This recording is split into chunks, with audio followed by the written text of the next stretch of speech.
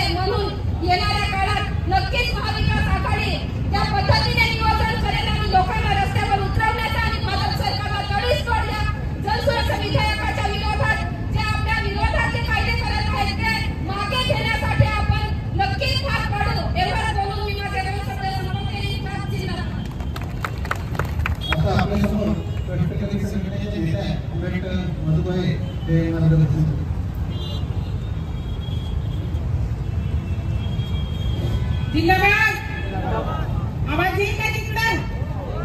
वरचा हात करा. जिंदाबाद.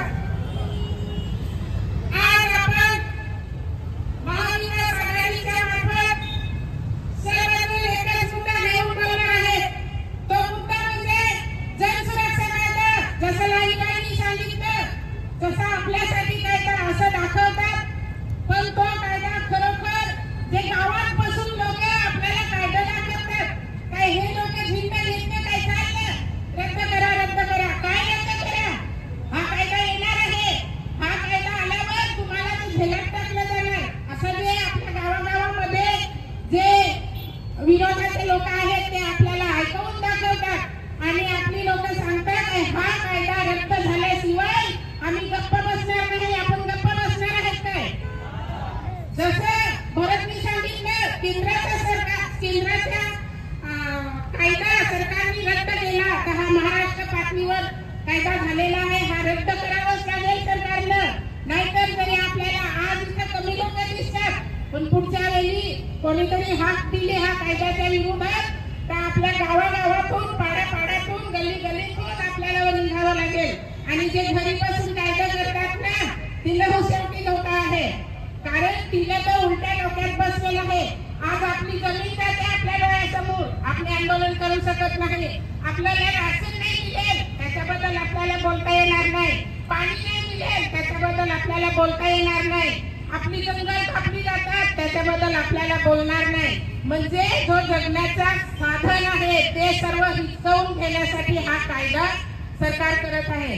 आणि सरकारनं बघा चौथी मुंबई करायची आहे आणि सरकार त्या दृष्टीने पण विचार करत असेल का चौथी मुंबईमध्ये ह्या लोकांना कायदा केला तर कोणी मोर्च काढू शकणार नाही, कोणी रस्त्यावर उतरू शकणार नाही.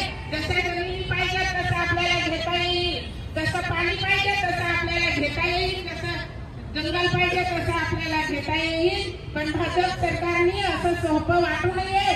लोक रस्त्यावर उतरणार आणि लढणार, शेवटपर्यंत लढणार. जोपर्यंत कायदा रद्द होत नाही तोपर्यंत आपण लढतच राहणार असं सांगून मी माझे दोन शब्द संपत आहे. जिंदाबाद.